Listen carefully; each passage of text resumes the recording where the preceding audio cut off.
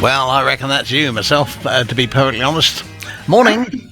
Hi, how are you? Oh, good, not too bad actually. Rita joins us now, and she is got a plethora of information and top tips to help you through various different parts of your life.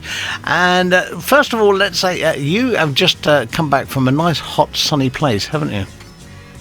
Yeah, I mean, it was a working holiday, but in Portugal for 5 days, which was lovely. It rained for 2 of them, but it was still baking, so can't complain. No? Yeah, no, it's beautiful in a little place called Vila Moura, massive marina right on the Algarve coast, beautiful beaches. I mean, who could ask for more? What a great place to work for 5 days. Well, yeah, indeed, and whether it's a working holiday or a holiday per se, I think the question is, would you go back again? What would you say? Oh, There absolutely. we go. There's testament to that, to say the least.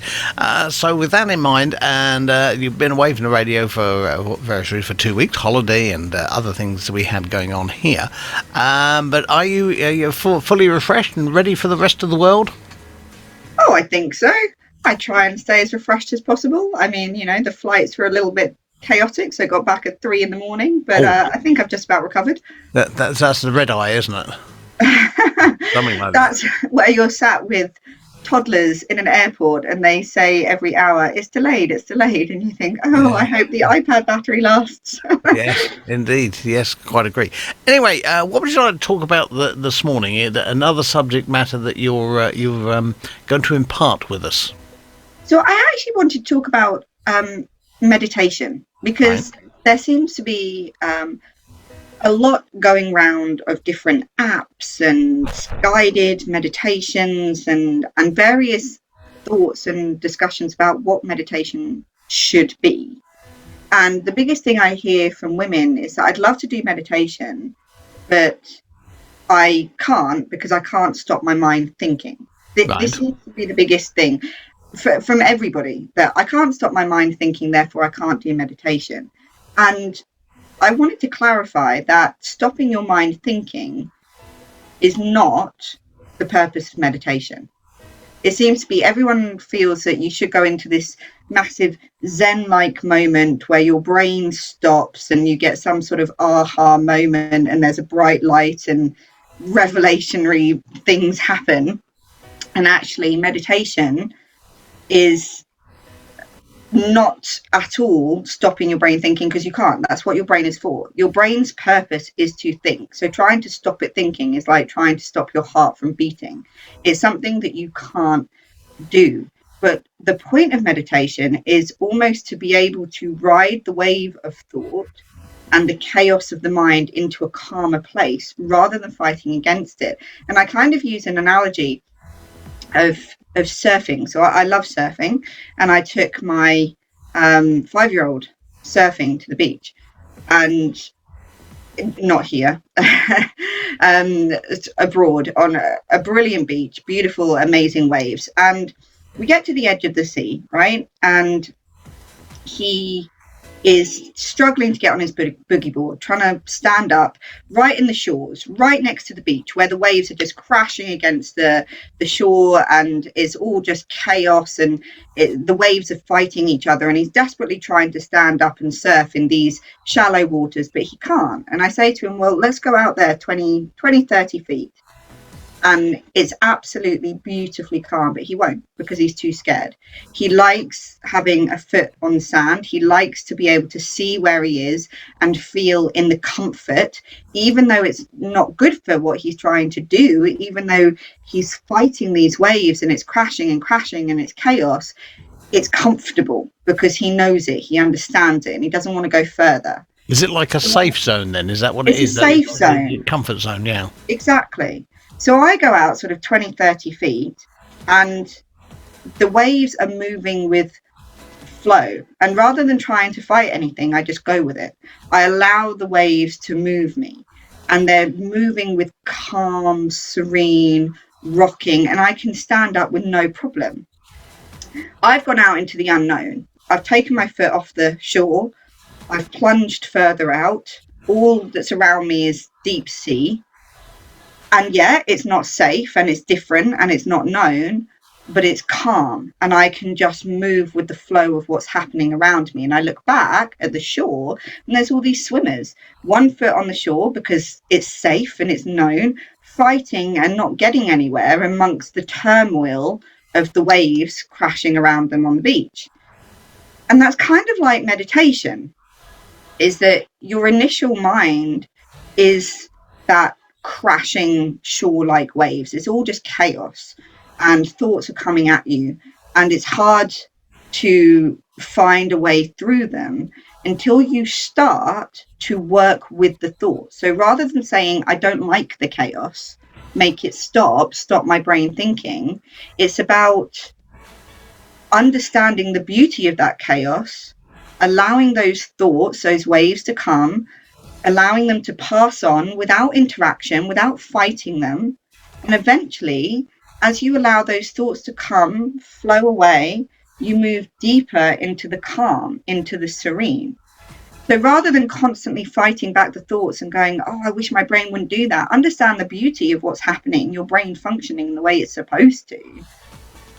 But rather than fighting and interacting with the thoughts, just allow them to disappear. Allow them to just flow on. Could it be said that we are, in effect, our own worst enemy, in as much that we fear the unknown, therefore it's no good to us, so we step away from it, rather than what you're saying is embracing something and working with it? Is it a natural mechanism that works against us that could be made positive? Yeah, so our natural instinct in any situation is not to go to the unknown, because the unknown is a potential threat. And this is an evolutionary trait that we all have. You know, the unknown for our ancestors potentially meant getting eaten, potentially meant falling off the edge of a cliff, who knows what. So though the unknown, we have a natural inherent fear of it because it is a survival threat. In the same way that if we feel an emotional pain, rather than going towards that pain and sitting and feeling it and allowing it to have its moment so that we can embrace and allow it to be released, we run away from the pain because that is instinctual, that is survival. But it's still there, though. It can come back to you, can't it? It will never go away until you actually feel it and allow it to be released. But to feel it, you have to go towards the pain rather than away.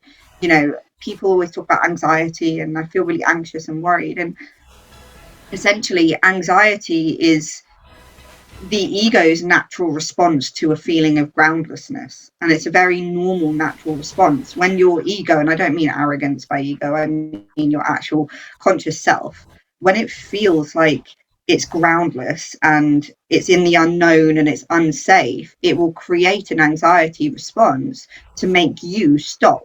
Please don't do that because I'm scared. So it's a natural, normal response, but not always helpful. And what we need to do, especially in meditation, is understand that our brain is throwing thoughts at us because that's what it's designed to do. And rather than getting peed off by that, marvel in the chaos and the beauty of it, but don't let that then overwhelm you. Allow that to carry, you know, there'll be thoughts when you're trying to meditate at the beginning of, oh, did I pay that bill? Oh, did I do the shopping? Oh, did I pack their lunches? Whatever it might be. And rather than engaging with the thought and going, oh, I better write that down or I better do this, allow it to just disappear. Allow it to just carry on and flow by, safe in the knowledge that if it's important, it will come back. And at some point, you will get to a moment where those thoughts stop, not because you're trying to make them, but because your brain has got to a state of calm. But to do that, you have to wade through the chaos and work with it rather than against it. So meditation, everyone keeps going, oh, what's the purpose? Well, what's the end goal? There is no end goal. Meditation, the end goal is doing it. It's the actual being with yourself in the moment and relaxing into it and taking that time to be entirely mindful of you in any given situation. There is no amazing aha end goal to meditation. The purpose is just to do, to be, if that makes sense. Yeah, it does, and I think that if people have that situation whereby they're scared of something and they think that the natural response is to go away, that's a very difficult thing to overcome. And but like you say, having the tools and being guided into doing it a different way and thinking about it. Do you think meditation is much more popular now than what it used to be? Because at one time people used to think, well, if you go to meditation, you're sitting in a room, you're going, and doing. You might still do that, I don't know, but at the same time, it's not the same for everybody. I felt I did meditation, you did meditation. It's an individual thing, isn't it? Yeah, so meditation can be done in lots of different ways as well. So do I sit here with my legs crossed and go, absolutely not.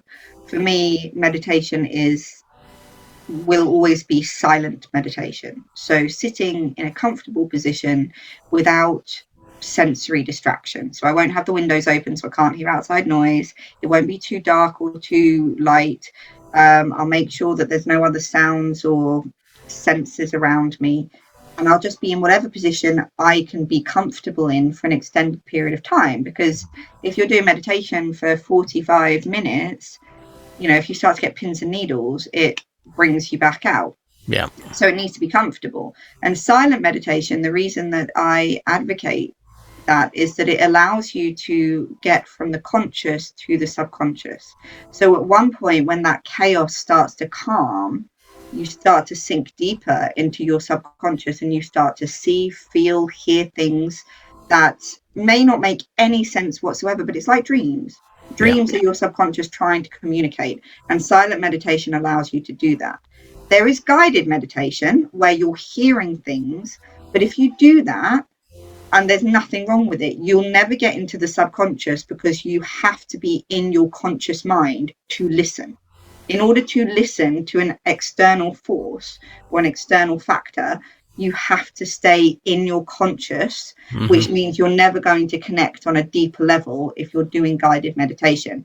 Nothing wrong with guided, and it can really calm people down, and it has absolutely its place. Just for me, I like to get to a slightly deeper level, and in order to do that, silence is somewhat necessary. So it's kind of about what you want to feel when you're doing meditation, and then what works for you. A lot of people start with guided and then move to silent meditation because silent is harder. So it's kind of about just finding your starting point and just allowing yourself to be in the moment. But it's like everything else; it's progress, isn't it? Once you got to have a starting point, and you got to have sort of an idea of where you want to be, and once you find that, and so after 45 minutes of meditation, do you find yourself much calmer? Do you find yourself able to deal with the world and its troubles and its ups and downs a lot easier? Does it, for you, does it calm and still the mind?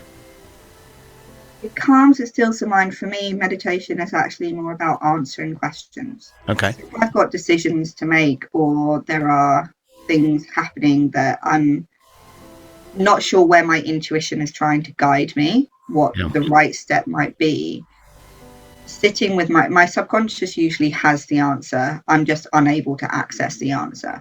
So being able to sit and just allow my psyche to sort of sort itself out allows me to approach life with more focus and clarity. And yes, it calms the mind. There have been many scientific studies done which prove that meditation is beneficial for every area of health, including cognitive ability to function at a higher rate. Meditation is absolutely a vital part of our physiological and neurological health. It's just that most people don't, in this day and age where we want things immediately and we want instant gratification, meditation may not give you that. No. It takes practice. And honestly, most people nowadays don't want to practice. They want to just be able to have an instant answer or an instant ability to hone that skill. And it's not like that. Okay. If you wanted to learn a musical instrument, you wouldn't unless you're a virtuoso, you probably wouldn't be able to do it in one go. No. So it's the same with meditation. It just takes time to be able to use it to the best of your abilities. So, on that note, then, are you allowed to say virtuoso on a Tuesday? I mean, you probably need a license for that. So, Rita, if people want more information and they want to get in touch and maybe find out more about what you do, what is the best way of doing that? You can find me on Facebook, Rita Trotter, or my business, which is the Health and Fitness Coach. You can find me on Instagram, which is at the.health.fitness.coach. So the Health and Fitness Coach with a few dots in between. Yeah.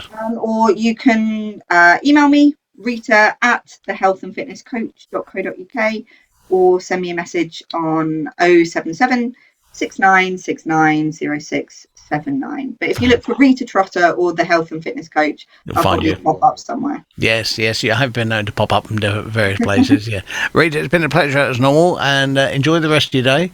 And I hope the meditation vibe flows to many other people. We'll speak to you next week if that's all right with you. Absolutely. See you then. All right, ta-da, Rita.